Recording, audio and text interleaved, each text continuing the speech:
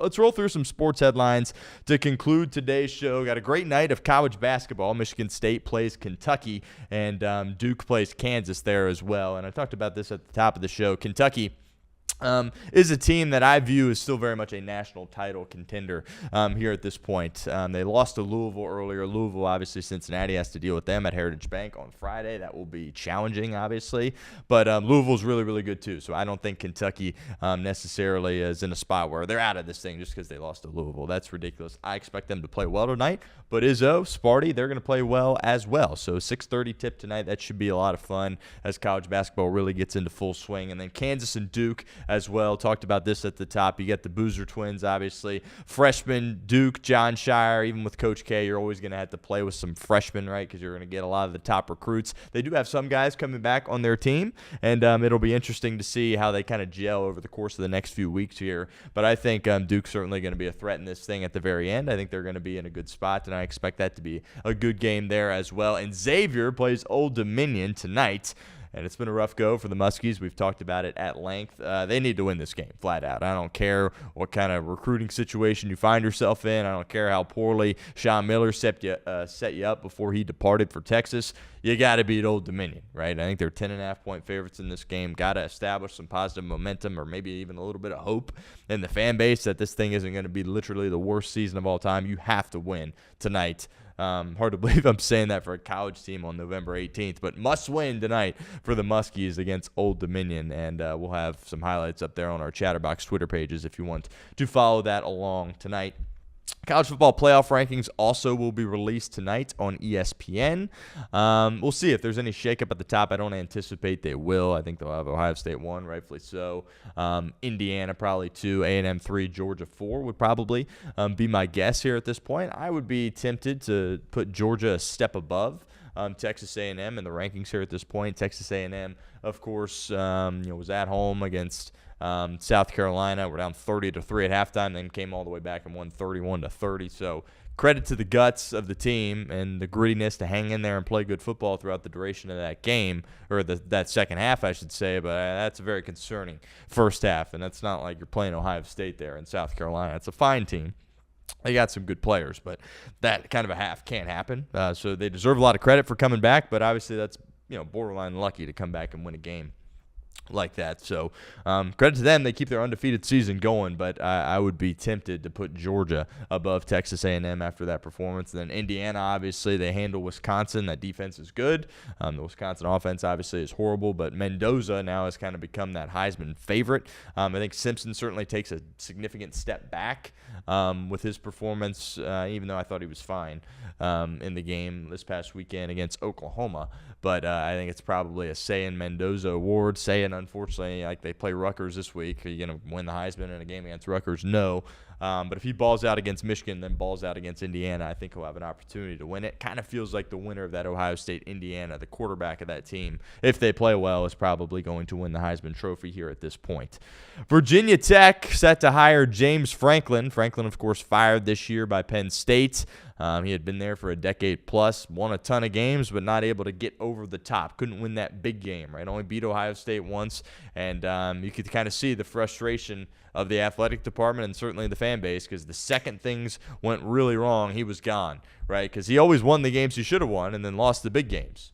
Well, then, you go to the college football playoff, you make a run last year, and then you're winning games, and then you lose to Oregon at home, who's a good team, and then you follow that up by losing to UCLA and Northwestern, and then boom, it all blows up. So, I think it's a good landing spot for James Franklin, right? He still gets to coach in the Power Four, which when you're a coach, you get fired. That's certainly a blessing to still have that job.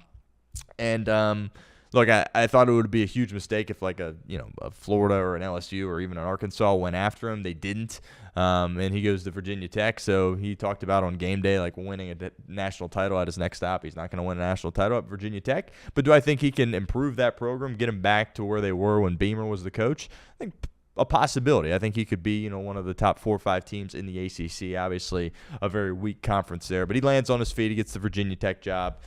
I'm not going to say he got hosed right at Penn State, but, he had won a lot of games there, and he took a lot of crap, and, I guess I'm happy for him that he lands this job, and I think this is kind of a solid fit for him. Again, he doesn't belong at LSU or Florida, but at Virginia Tech, I think he's going to transcend that program and improve them a lot. I've never been the biggest James Franklin guy, but, happy for him. He lands on his feet. He gets this job. This report about Lane Kiffin is crazy.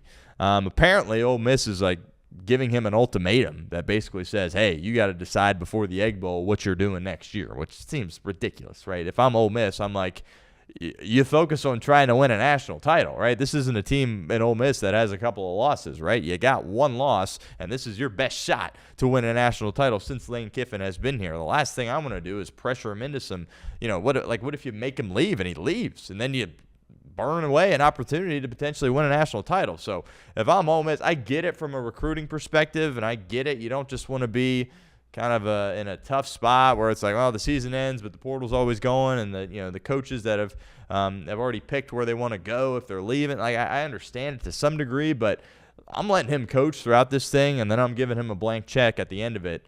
Or I'm trying to do that to him now, right? Trying to get that extension done as soon as possible. But to try to pressure him into making a decision now seems ridiculous, right? Again, if you have a couple of losses, fine. You have an opportunity here to win the national title. If you're Ole Miss, apparently Baton Rouge or LSU in Florida have sent planes to his family, and his family has flown out to both spots and has checked him out. Kiffin apparently has not gone to either one, but crazy development here with Lane Kiffin because his services are wanted in a lot of different spots, and obviously he has a decision to make. But I think this would be a huge mistake if Ole Miss tries to pressure him into a spot to make this call now. Again, if they didn't have a chance at winning a national title, fine, but that's not the case, as this is the best team he's had.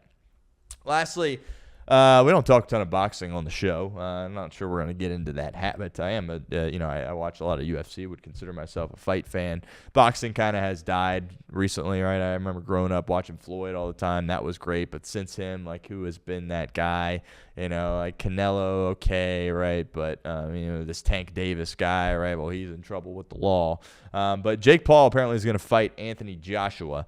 And, the knock, of course, if you're not familiar with boxing, is Jake Paul grows up as some Disney kid. He's some YouTuber, and then he commits his life to boxing, and he's actually a really, really good boxer. But the knock on him is he's fought, a bunch of old guys and a bunch of other YouTubers, and hasn't really fought a real, true fighter that could go out there and beat him. And people have been banging on him about that. I remember he fought Mike Tyson, and Mike Tyson is a million years old here at this point. It's like, well, what are you doing? That was one of the greatest cons of this century, to be completely honest with you. There was literally people out there that are like, Tyson might have a chance.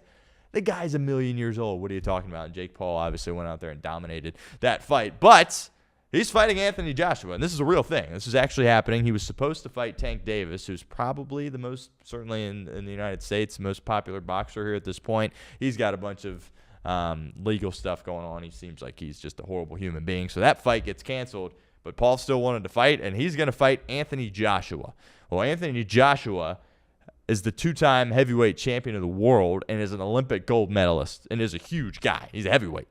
A lot of people tune in to Jake Paul's fights because they want to see him potentially get knocked out. He's fighting Anthony Joshua. There's a chance that he gets absolutely obliterated in this fight. So, this is a guy in Anthony Joshua that beat the crud out of Francis Ngannou, who's a UFC guy. I understand that, but this is crazy. Credit to Jake Paul.